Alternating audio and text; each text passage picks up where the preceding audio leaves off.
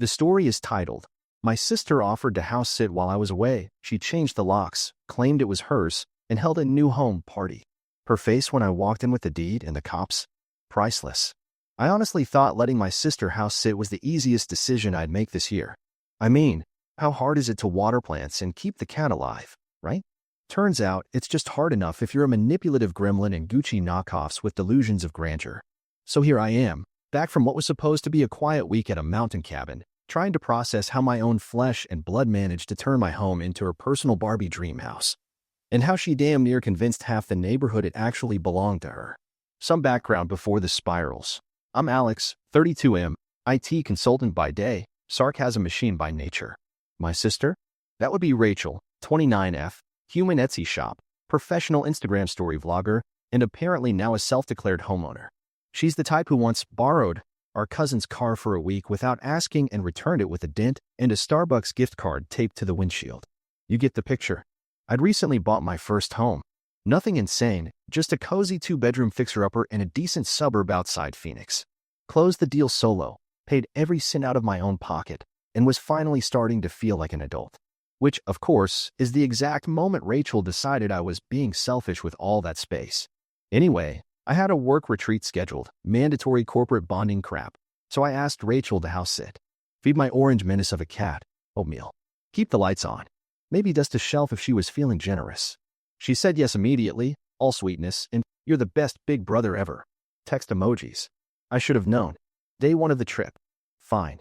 Day 2. She posts a selfie in my bathroom mirror with the caption, "Settling into my new sanctuary #home vibes." Weird, but whatever. Day 3. Friends text me asking if I moved because Rachel's throwing a full-blown wine night at my place. The pic? Her and 4 girls in my kitchen holding wine glasses like they were on the cover of some trashy reality show called The Real Ex-Gifted Kids of Scottsdale. I text her, "Hey, what's going on with the wine night?" Her response? "Just making your place feel loved." You're welcome. Day 4. I try to get into my Ring app to check the doorbell cam. It's offline. I remote into the system, no signal. That's weird. I call my neighbor, Carla, and she hits me with the bombshell. "Your sister told everyone you sold the house to her. She had a whole new homeowner party last night. Catered." Reader, I almost choked on my free conference buffet chicken. I rush home a day early, adrenaline in my throat and thoughts spiraling. I get there, suitcase in hand, and my house key doesn't work. She changed the damn locks.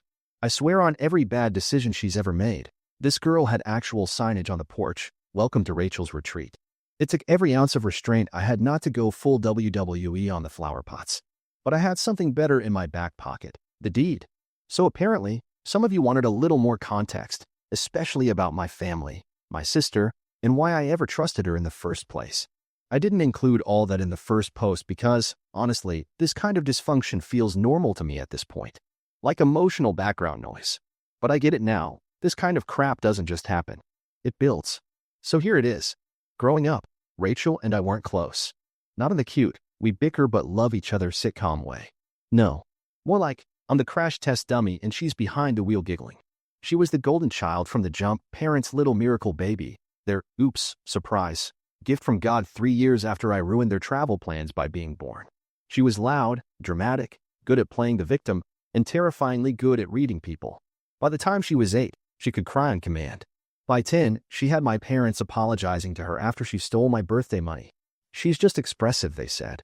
I was the quiet one, the straight-A kid, the one who got grounded if I rolled my eyes too hard. She set the curtains on fire with a sparkler once and got ice cream because she was just curious. Our dynamic? I was the fallback, the backup plan. When her tantrums ran hot and mom couldn't deal, I was the one sent to calm her down. Be the bigger person, Alex. That was the family motto. Translation: sacrifice your sanity to keep the peace, because your sister's mental gymnastics were the star event. When I got my first car, used, scratched, barely functional, Rachel borrowed it one night to impress a guy she liked. Totaled it into a mailbox. Claimed the brakes were already bad. My parents grounded me for not keeping track of my keys. The thing is, I stopped being surprised a long time ago.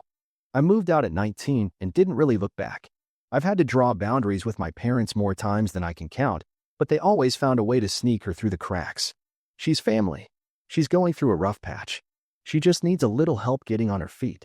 That girl has been getting on her feet since 2008. At this point, her feet should have wings. So yeah, I didn't expect this level of audacity, changing my locks, pretending my home was hers, throwing parties like she's auditioning for some real estate hustler's show, but I wasn't surprised either. It was just Rachel. Always taking, always spinning stories, always shocked when someone calls her out. I guess I thought maybe this time would be different. That maybe being a homeowner, having my own life, would finally buy me the distance I needed. Spoiler alert, narcissists don't respect square footage. So when I stood there in front of my own house with my own key suddenly useless, I realized something. I wasn't mad because she betrayed me. I was mad because I let myself believe she'd changed. That's on me. So there I was, standing on my own front porch, suitcase in one hand, deed in the other, key in the lock that now led to someone else's fantasy. And I wish I could say I kicked the door down in slow motion like some action hero, but no, this isn't a movie. I just stood there for a second, thinking, am I really about to call the cops on my sister? Answer, hell yes I am. Before I called anyone, I rang the doorbell like a civilized human. Twice. Nothing. I heard music blasting from inside, some cringe Spotify playlist, like Y2K Girl Boss Vibes, or whatever the hell she listens to when she's trying to convince herself she's the main character. I knocked hard enough to rattle the wreath off the door. Still nothing. So I stepped back, opened my phone, pulled up the non-emergency line for the local police, and said, "Hi, yes, I need assistance with an unauthorized occupant in my house. She's not on the deed and has changed the locks while I was away. I have ownership documents in hand." Calm. Firm.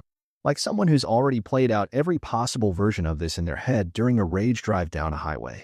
The cops showed up about 15 minutes later, two of them, casual but clearly not new to this kind of domestic nonsense. I explained everything, showed the deed, my ID, even pulled up mortgage documents. They nodded, professional and bored, and one said, "We'll go talk to her." Knock knock. Then louder. Then banging. Finally, the door cracked open and out popped Rachel, looking exactly like a woman who had not expected reality to show up with a badge and a clipboard. I'll never forget the outfit. One of my old hoodies, no pants, a glittery drink in one hand, and an expression like someone just told her Instagram went bankrupt. "Can I help you?" she chirped, trying to smile like this was some sitcom misunderstanding. "Ma'am, are you the legal owner of this property?" one officer asked. She laughed. "Oh my God, no, that's my brother's house. I'm just house sitting." The switch flipped so fast I thought I imagined it. One second she's acting like she just signed the mortgage, next second she's just helping out. The officer looked back at me, then at her. "So you changed the locks on a home you don't own?" She blinked. "Well, yeah. I mean, security? The old lock was janky. Ma'am, we're going to need you to step outside." And that's when the party inside noticed something was happening. You know that moment in a teen movie when the parents come home and the music cuts off mid-beat? That happened. Music paused. A few people peeked out from the kitchen. One woman, holding a half-eaten cake pop, looked genuinely terrified, like she was about to be charged with accessory to house squatting. Rachel stepped outside, still holding her stupid glitter drink, and said under her breath, "You're seriously doing this? You're calling the cops on your own sister?" "No," I said, "I'm calling the cops on a trespasser." My sister left the building the minute she decided to throw a fake housewarming party in a house she doesn't own. The officers asked her for ID. She didn't have it. Of course she didn't. Said it was inside with her stuff. They escorted her back in, escorted, not walked, not accompanied, escorted, to grab her things. I stood on the porch as she came out 10 minutes later, carrying 2 bags, my hoodie, and the world's most pitiful attempt at dignity. She muttered something at me on the way out, sounded like ungrateful psycho, but it was hard to tell between the crocodile tears and the bunch of people I never saw who were now very awkwardly speed walking to their cars. One of them knocked over a lawn gnome on the way out. Good. That thing was hideous anyway. The officers let her go with a civil warning, but told her clearly, "You step foot on this property again, you're getting arrested." Rachel sat in her car for a while. Just sat there. Lights off, engine running. I stood by the window like a ghost of Christmas consequences, watching her wrestle with the reality that, for the first time in her life, the mess she made didn't magically clean itself up. She finally drove off, tires squealing like her pride was trying to make a dramatic exit. Oatmeal jumped onto the windowsill next to me and meowed like, "Bro, what the hell just happened?" I scratched his chin and whispered, "Welcome back to sanity, buddy." But route to calm routine wasn't meant to last long. "Oh yes, there's more." Friends she invited are texting me. Our mom is involved now. And Rachel? Let's just say she's not done playing the victim. But this time, I'm not cleaning up after her. So the glitter bomb that is my sister's life exploded all over my quiet little house, and guess what? I'm the villain now. According to Rachel, I didn't just kick her out, I crushed her spirit, publicly humiliated her in front of her friends, and ruined her future plans, whatever the hell those were. Squatting with style? Hosting a Pinterest-worthy coup? Anyway, it's been 2 days since I evicted Rachel from my property, and the aftermath is messy. Let me paint you a picture. I'm sitting in my kitchen, finally alone, drinking coffee that doesn't taste like resentment and cheap rose water. Oatmeal's sunbathing like he owns the place again. For the first time in days, it feels like my home. And then ding. First text. Then another. Then a flood. Apparently, Rachel had a group chat with the people from her new home party. I wasn't in it, obviously, but she screen capped it and sent it to me because she's either delusional or desperate, or both. These girls were in shambles. One of them is demanding she Venmo her back for the vegan charcuterie platter she brought. Another one said, "Wait, I thought this was your house," with, like, for crying emojis. And my favorite? "You're so brave for doing this solo, Ratch. Don't let your hater brother steal your light." My light? Lady, I changed the locks on a pathological liar with a Canva addiction. But wait, it gets better. Enter, Mom. My mom, who has not called me in 3 months, suddenly decided to grace me with a 17-paragraph Facebook message that started with, "I'm deeply disappointed in how you handled this," and ended with, "Family is forever, Alex." Until you turn your back on it. The middle part was just guilt soup with a sprinkle of "Rachel is just going through a rough time," and a generous dash of, "Do you really need that whole house to yourself?" No, Mom. I should have handed over the deed and the cat and maybe thrown in a kidney while I was at it. She called after that. I didn't answer. So she texted, "You owe your sister an apology." I stared at that one for a solid 10 minutes. An apology? For what? For stopping her from committing real estate cosplay fraud? And if you think that was the end of it, nah. Rachel posted a full-blown sob story on Instagram. Some black and white crying selfie, with a caption like, "Sometimes the people you trust the most turn into strangers. Rebuilding. Resetting. Stronger than ever. First of all, you locked me out of my house, drank my wine, stole my hoodie, and gave away my guest towels. You don't get to do a gritty Netflix docuseries rebrand, Rachel. You get a restraining order and a Yelp review if you're lucky. But here's where things got really interesting. Turns out, her little, I'm just house-sitting story? That was a lie she told to more people than just her party guests. She told her landlord that she was moving out because she finally had her own place. She's already broken her lease and dumped her stuff in storage. Yeah, she burned her bridge before building the new one. Classic Rachel. So now she's couch surfing, playing victim on every platform, and probably planning a GoFundMe titled, "Help me escape my abusive brother's oppression castle." Meanwhile, my aunt messaged me privately like, "Hey, I love you, but your mom is spiraling. She thinks you traumatized Rachel." To which I said, "She traumatized my locks." Let's start there. Now I'm stuck dealing with fallout from a crime I didn't commit, while trying to disinfect the emotional parasites out of my space. Every knock on the door, every ping on my phone, it's like waiting for a new boss level of bullshit. But I'm done playing defense.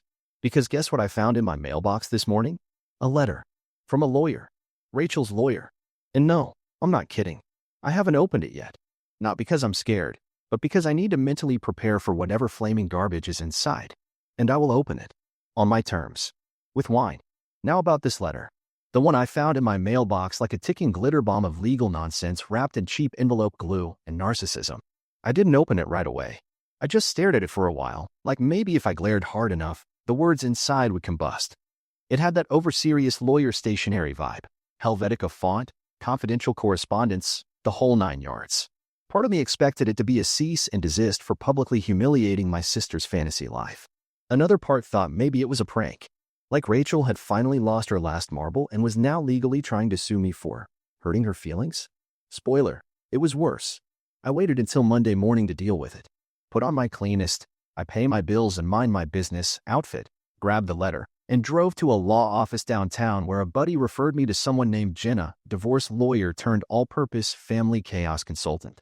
I walked in, handed her the letter, and said, "My sister tried to steal my house and now she's got legal stationery. Help."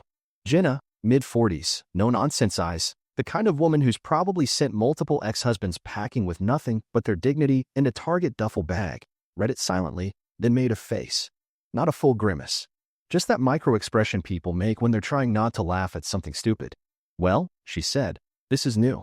Rachel's letter. pinned by some junior associate with too much free time and not enough context, claimed I unlawfully removed her from a shared residence and inflicted emotional distress during a peaceful period of cohabitation. She was seeking damages and compensation for her abrupt displacement and wanted access to the property to retrieve personal belongings that were wrongfully withheld. I laughed so hard I nearly choked on the complimentary office water. She lived there for 4 days, I said. She changed my locks, threw a party, and told people I was dead or moved or something. Jenna nodded. Yeah, she left all that out. Apparently, Rachel's lawyer had based the entire argument on her version of events. No deed checks. No tenancy agreements. Just vibes and entitlement. She's hoping you're dumb enough to panic and settle, Jenna said, flipping the pages like she was reviewing a particularly bad student essay. You're not, right? I grinned. I've been building a petty war chest for years. Let's go. Jenna helped me draft a formal response. Nothing nuclear. Not yet. Just a clean little, here is the deed, here is the timeline, here is a list of all the crap she left behind, none of which I've touched. Come get your glitter yoga mat and fake succulents and leave me the hell alone. Oh, and a gentle note that if Rachel continued this legal cosplay, we'd be countersuing for damages and false claims. Real adult energy. Unmistakably lethal. And here's where it gets fun. Jenna suggested we not call her bluff just yet. Instead, she said we send the response, give them a deadline to pick up her things, and have a locksmith and a notary present when they come. Full courtroom documentary drama. Treat it like a divorce, she said. Only messier and with less dignity. So that's the plan. The date is set. She gets 30 minutes to pick up whatever she wants. No guests, no parties, no nonsense. If she tries anything, we've got security cam footage, a witness, and legal documents already prepped. But the best part? Jenna called me after I left the office and said, by the way. I looked up her lawyer. Turns out Rachel's attorney isn't even a real lawyer yet. She's a law student doing part-time admin at a legal aid office. The entire letter was essentially legal fan fiction. You can't make this up. So yeah, that ticking glitter bomb? Defused. Now it's just a sad little pile of sparkles and delusion. But hey, next week's gonna be fun. She's coming back to reclaim her belongings. And I've got cameras, coffee, and front row seats to whatever tantrum she tries to pull. And if you think she's walking away without one last meltdown, oh, you sweet summer child. This was it. The day Rachel was scheduled to reclaim her belongings. A phrase that now lives rent-free in my head as the most hilariously formal way of saying grab your crap and leave forever. Jenna was right. It felt like a divorce, minus the alimony and plus a Himalayan salt lamp that, I swear, radiated pure narcissism. I spent the morning prepping. Coffee brewed. Locks rechecked. My buddy Tom came by to be a witness because he wouldn't miss this theater for anything less than a court subpoena. Jenna's office sent over a paralegal to notarize the pickup just in case Rachel tried to accuse me of, I don't know, holding her sports bras hostage or something. I set her stuff in boxes, neatly, untouched, labeled. Clothes, bathroom junk, weird witchy candles, miscellaneous lies. The doorbell rang at exactly 2 p.m. Of course she was punctual for this. Can't be late to your own dramatic unboxing. I opened the door and there she was, Rachel in full passive-aggressive battle armor. Giant sunglasses, oversized sweater like she's the grieving widow of stolen property, and an expression that screamed, I've rehearsed this in my car mirror 5 times. Behind her was a guy, not a mover, just some dude. Early 30s, beard, graphic tee, holding a phone and looking like he regretted everything about his current existence. I raised an eyebrow. Guest list was invite only. Rachel huffed. This is Cameron. He's just here to help. I looked at Cameron. You her lawyer now? He blinked. I just have a truck. Cool. Innocent bystander. I let them in. Tom sat on the couch with a fresh beer, and Jenna's paralegal stood by the door with her clipboard like a legal sniper. Rachel walked in like she was inspecting a crime scene, paused at the boxes, made a sound in her throat like she was offended they weren't velvet-lined. She started poking through them one by one, holding things up like they were exhibits in a case she was definitely losing. This is broken, she snapped, holding a mug that was already chipped when she brought it here. Great, I said. We'll deduct it from your back rent. She froze. Excuse me. Nothing, I smiled. Just a joke. Keep going. Then she tried it. The scene. You know the one. The tearful monologue. She dropped to sit on the edge of the couch, my couch, by the way, and said, I don't know why you're doing this. We used to be close. You've changed. You've become cold, mean, paranoid. She was doing the thing with her voice, fragile, cracking, like she's auditioning for an indie film about misunderstood influencers.